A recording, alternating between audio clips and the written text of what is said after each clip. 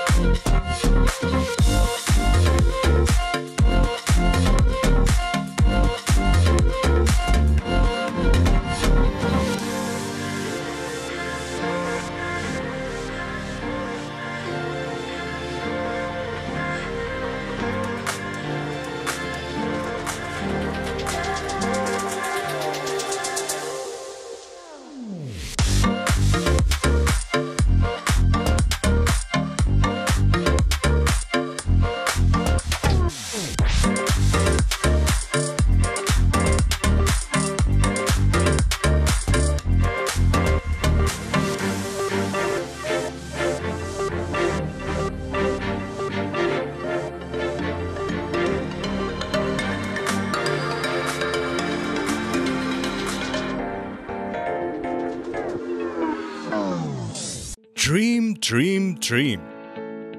Dream transform into thoughts, and thoughts results in action. We, Earth Kota Career Academy, will help you to achieve your dreams with our best and brightest minds. With smart learning techniques, improving your mental ability and smart problem-solving skills, achieve your dreams with academic and competitive exams like NDA, IIT, JEE, NEET, CET, Junior Scientist, NTSC, KVPY, Olympiad, RMS, RIMC, Sailing School, and classes from 6th to 12th standard, State, CBSE, ICSE.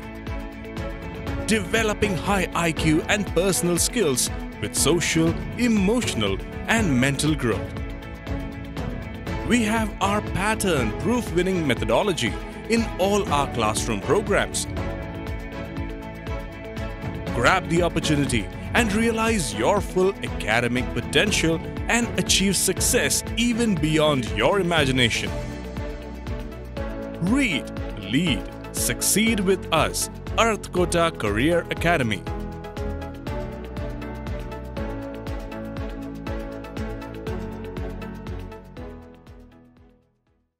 अब समाचार विस्तार से।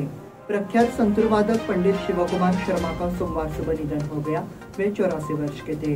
वो पिछले 6 महीने से गुर्दे की विफलता से पीड़ित थे और उनका डायलिसिस उपचार चल रहा था। प्रसिद्ध संतूर वादक पंडित शिवकुमार शर्मा संतूर वादक के साथ साथ एक महान गायक भी थे। संतूर को लोकप्रिय बनाने का श्रेय शर्मा को ही जाता है। उनके परिवार में पत्नी मनोरमा और पुत्र राहुल शर्मा है।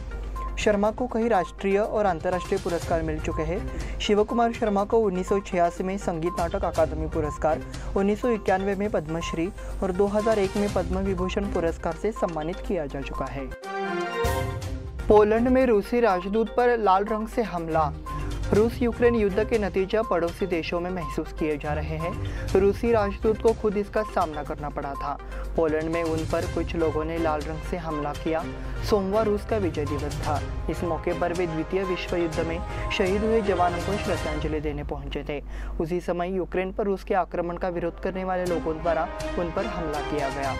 घटना के बाद पोलैंड में रूस के राजदूत की सुरक्षा प्रदान करने में विफल रहने के लिए आलोचना की गई है। ये सोमवार को पोलिश राजधानी में एक सोवियत कब्रिस्तान में पहुंचा। श्रद्धांजलि समारोह के दौरान उन पर लाल रंग से हमला किया गया। इसके कुछ वीडियो भी सामने आए हैं। फोटो जर्नलिस्ट दानिश सिद्दीकी के लिए पुलित्जर पुरस्कार की घोषणा। पिछले साल जुलाई में अफगानिस्तान में ड्यूटी के दौरान मारे गए भारतीय फोटो पत्रकार दानिश सिद्दीकी को फोटोग्राफी के क्षेत्र में सर्वोच्च पुरस्कार से सम्मानित किया जाएगा। फीचर फोटोग्राफी कैटेगरी में दानिश को इस साल के पुलित्जर प्राइज 2022 से नवाजा जाएगा। इस साल यह सम्मान दानिश समेत 4 भारतीयों को दिया जाएगा। पुलित्जर पुरस्कार को फोटोग्राफी में नोबेल पुरस्कार के रूप में जाना जाता है। इस पुरस्कार के माध्यम से दानिश के कार्यों को मरणोपरांत सम्मानित किया जाएगा। डेनिश सहयोगी अदनान आबिदी, सना इशरात मातो और अमित दावे को भी इस पुरस्कार से सम्मानित किया जाएगा। इस संबंध में सोमवार को जानकारी दी गई। पुलित्जर वेबसाइट ने तस्वीरों के बारे में कहा, भारत में कोरोना मृतकों को जलाने की तस्वीरें भावनात्मक रूप से करीब और विनाशकारी है, जो दर्शकों के लिए जगह के महत्व को रेखांकित करती है। भूमि अधिग्रहण रोकने के लिए एक बार फिर किसानों का आंदोलन। केंद्र सरकार पणजी हैदराबाद रूट के लिए नई जमीन अधिग्रहण करने की योजना बना रही है। हजारों एकड़ उपजाऊ जमीन के खत्म होने का खतरा है, इसलिए किसानों ने इस जमीन का अधिग्रहण रद्द करने की मांग की है। साथ ही उनकी मांगों का एक बयान जिला प्रशासन को भी सौंपा गया है। केंद्र सरकार ने भारतमाला योजना के तहत पणजी हैदराबाद मार्ग को चौड़ा करने का प्रस्ताव दिया है। हजारों एकड़ उपजाऊ जमीन का अधिग्रहण किया जाएगा, इसलिए किसानों ने मांग की कि भूमि अधिग्रहण की प्रक्रिया को तत्काल रोका जाए। किसान संगठनों ने इस मोर्चा के जरिए केंद्र सरकार की नीति का विरोध किया। किसानों ने यह भी बताया कि उपजाऊ भूमि को निगलने से किसानों को भारी नुकसान होगा। उन्होंने कहा कि केंद्र सरकार की नीति के विरोध में केंद्रीय मंत्री नितिन गडकरी को बयान भेजा गया है। पूर्व केंद्रीय मंत्री सांसद शरद पवार का बेलगाम में आगमन। पूर्व केंद्रीय मंत्री और राष्ट्रवादी कांग्रेस पक्ष के वरिष्ठ नेता शरद पवार मंगलवार सुबह बेलगाम पहुंचे। अपने 2 दिवसीय दौरे के दौरान वो जिले के विभिन्न कार्यक्रमों में हिस्सा लेंगे। वरिष्ठ नेता शरद पवार 2 दिवसीय दौरे पर आज सुबह बेलगाम पहुंचे। उद्योगपति अरविंद गोगटे के निधन के अवसर पर उन्होंने गोगटे परिवार के आवास का दौरा किया और मंगल गोगटे और उनके परिवार को सांत्वना दी। इस दौरान उनके साथ चंदगढ़ से राकांपा विधायक भी थे। राजेश पाटिल, कर्नाटक विधान परिषद के पूर्व सदस्य महांतेश कवडगीमठ आदि उपस्थित थे। बेलगाम में शरद पवार की मौजूदगी में विशेष कार्यक्रम आयोजित किए गए हैं। इससे पहले वो पिछले विधानसभा चुनाव के दौरान 2018 में बेलगाम आए थे। उसके बाद उनका दौरा महत्वपूर्ण माना जाता है। गुरुवंदन कार्यक्रम के लिए मुहूर्त संपन्न। आने वाले 15 मई को सकल मराठा समाज द्वारा आयोजित गुरुवंदन कार्यक्रम का मुहूर्त कार्य प्रारंभ आदर्श विद्या मंदिर के मैदान में आयोजित किया गया था। यह मुहूर्त समाज के वरिष्ठ नेताओं द्वारा किया गया। इस समय शंकर बबली ने प्रास्ताविक किया। गुरुवंदन कार्यक्रम के लिए आदर्श विद्या मंदिर के मैदान में भव्य शामियाना बनाया जाएगा। इस दौरान गुरुवंदना कार्यक्रम में कोल्हापुर से छत्रपति संभाजीराजे, वाराणसी से स्वामी और गढ़ हिंगलज से स्वामी जी भी मौजूद रहेंगे। गुणवंत पाटिल ने गुरुवंदन कार्यक्रम का उद्देश्य समझाया और इस कार्यक्रम को सफल बनाने की अपील की। मराठा समुदाय के नेता अनिल बेनके, किरण जाधव, रणजित चव्हाण पाटिल, रमाकांत कोंडुस्कर, रमेश गोरल, महादेव पाटिल, गोपाळ बिर्जे, पीजे घाडी, रमेश रायजादे, गुणवंत पाटिल, सुनील जाधव, राहुल मुत्संडी, सागर पाटिल, उदय पाटिल, कपिल भोसले, विशाल कंगरालकर आदि उपस्थित थे।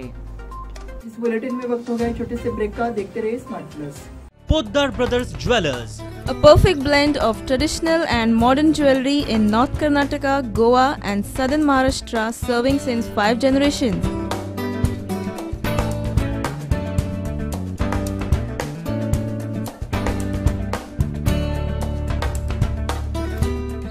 exclusive gold, silver and platinum jewelry showroom.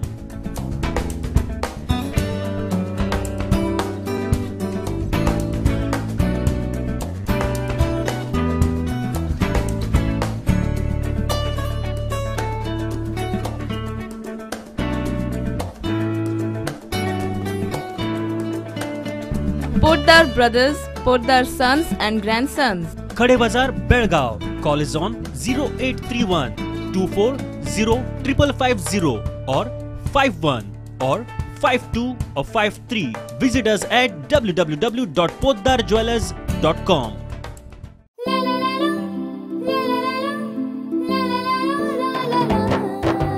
जले दीप अंगना में होगी रोशन दुनिया, पलकों तले छा जाए चांद तारों का साया। रंगोली में खिले रंग खुशियों के भी तराने, तन मन झिलमिल जाए हर पल होंगे सुहाने।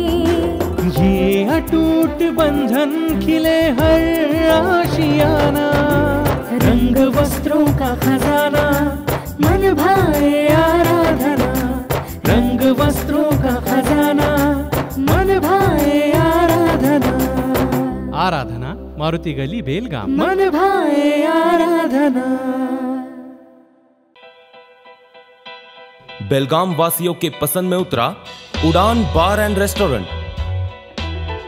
सोशल डिस्टेंसिंग का ख्याल रखते हुए हमारा स्टाफ देता है बेहतरीन सर्विस का विश्वास। यहां है पार्टी और फंक्शन के लिए 3 आलीशान हॉल, कारपोरेट डिनर मीटिंग के लिए 3 अलग कक्ष, आईपीएल मैच देखने के लिए 3 बड़े स्क्रीन की विशेष सुविधा। इसके साथ ही साफ सुथरा किचन, जहां हमारा वेल क्वालिफाइड स्टाफ देता है क्वालिटी और हाइजीनिक फूड की गारंटी। तो फिर खाने की हो बात तो आना परिवार के साथ। उड़ान बार एंड रेस्टोरेंट, लिंगराज कॉलेज के पास, बेलगावी। फोन 0831 2435 777। के बाद फिर से आपका स्वागत। बढ़ते हैं अगले समाचार की ओर। बुधवार को दक्षिण महाराष्ट्र शिक्षण मंडल का स्वर्ण जयंती समापन समारोह और छत्रपति शाहू प्रकाशन मंडल का साप्ताहिक राष्ट्रवीर शताब्दी समारोह और छत्रपति शाहू प्रकाशन मंडल का साप्ताहिक राष्ट्रवीर शताब्दी महोत्सव के संयुक्त कार्यक्रम होने वाला है। बुधवार 11 मई 2022 सुबह 10:30 बजे ज्योति कॉलेज में यह कार्यक्रम होगा। समारोह के मुख्य अतिथि के रूप में सांसद शरद पवार मौजूद रहेंगे।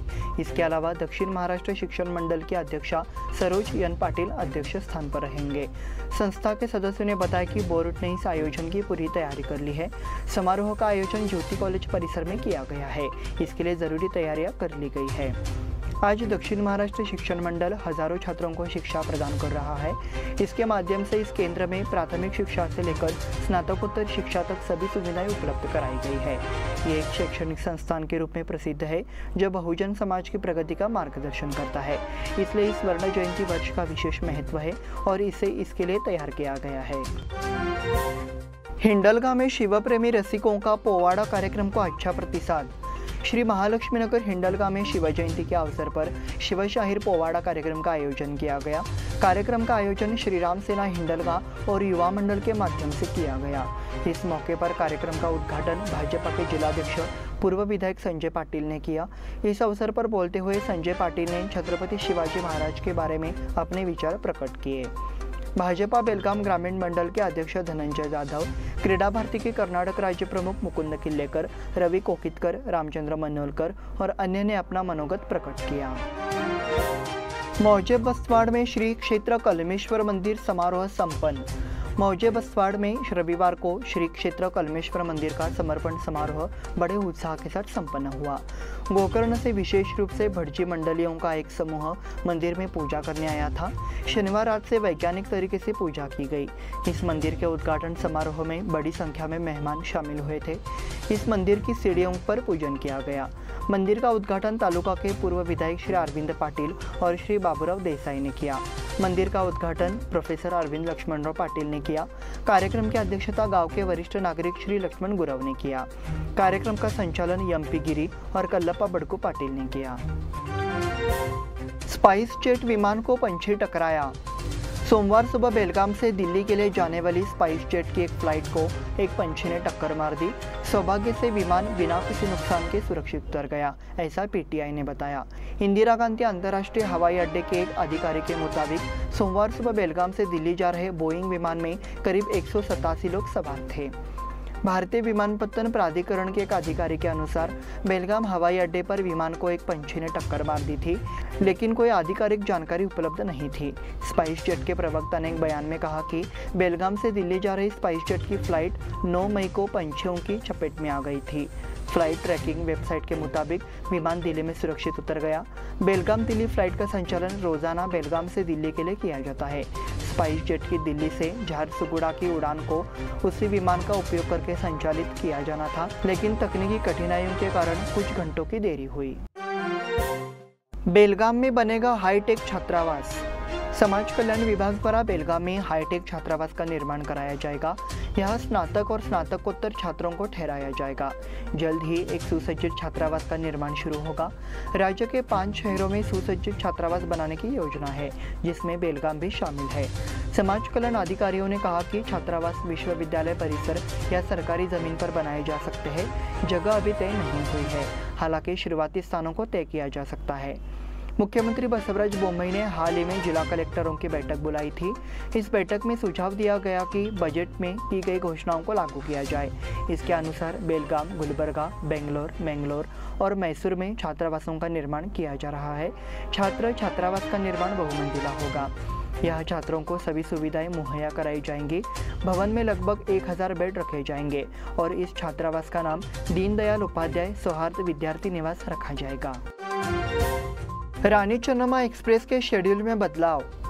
मीरज और बेंगलुरु के बीच चलने वाली रानी चन्नम्मा एक्सप्रेस के शेड्यूल में बदलाव किया गया है। ये ट्रेन बेंगलुरु से मीरज के लिए 55 मिनट लेट है। इससे पहले ट्रेन का 5 मिनट का स्टॉप बेलगाम में था। हालांकि नए शेड्यूल के मुताबिक ट्रेन बेलगाम में सिर्फ 1 मिनट के लिए रुकेगी। रानी चन्नम्मा एक्सप्रेस मीरज से बेंगलोर और बेंगलोर से मीरज के बीच चलती है। वर्तमान में केवल बेंगलोर और मीरज के बीच एक्सप्रेस को पुनर्निर्धारित किया गया है। मीरज और बेंगलोर के बीच ट्रेन का समय समान होगा। ट्रेन पहले बेंगलुरु से रात 10:05 बजे रवाना हुई थी। अगले दिन सुबह 8:35 बजे बेलगाम और दोपहर 12:05 बजे मीरज आ रही थी। ये ट्रेन 5 मिनट तक बेलगाम में रुकी रही। हालांकि नए शेड्यूल के मुताबिक ट्रेन बेंगलुरु से रात 11 बजे 55 मिनट देरी से रवाना होगी। अगले दिन सुबह 8:59 बजे बेलगाम पहुंचेगी और 9 बजे मीरज के लिए रवाना होगी। मीरज को दोपहर 12:10 बजे पहुंचेगी। तारीहाली में गुरुवार को कुश्ती का मैदान। रामलिंगेश्वर यात्रा के अवसर पर गुरुवार को तारीहाल में 12 को शाम 4 बजे जंगी कुश्ती मैदान का आयोजन किया गया है। इस मैदान में 22 तेज कुश्ती मुकाबले होंगे। इस मैदान में विभिन्न गणमान्य व्यक्ति मौजूद रहेंगे। पहलवानों को कर्नाटक और महाराष्ट्र के पहलवानों को देखने का सौभाग्य प्राप्त होगा। राज्य एथलेटिक्स प्रतियोगिता में कोलेकर ने जीते 2 स्वर्ण पदक। गर्लगुंजी के एक धावक विश्वंभर कोलेकर ने कर्नाटक राज्य एथलेटिक्स एसोसिएशन और उडुपी जिला एमेच्योर एथलेटिक्स एसोसिएशन द्वारा उडुपी में संयुक्त रूप से आयोजित कर्नाटक राज्य एमेच्योर एथलेटिक्स चैंपियनशिप में 800 मीटर और 1500 मीटर में स्वर्ण पदक जीते। कोलेकर ने 800 मीटर की दौड़ 1.52 मिनट में पूरी की और स्वर्ण पदक जीता। BDFA चेन फुटबॉल टूर्नामेंट 25 जून से। बेलगाम जिला फुटबॉल एसोसिएशन द्वारा आयोजित 2021-22 चेन फुटबॉल टूर्नामेंट 25 जून से लवडेल सेंट्रल स्कूल के टर्फ फुटबॉल मैदान में आयोजित किया गया है। बेलगाम जिला फुटबॉल संघ की बैठक में निर्णय लिया गया। कोरोना के चलते बेलगाम में पिछले 3 साल से चेन प्रतियोगिता नहीं हो रही है, लेकिन इस साल प्रतियोगिता 25 जून से शुरू होगी। इसके साथ स्मार्ट प्लस के आज के समाचार समाप्त हुए। धन्यवाद।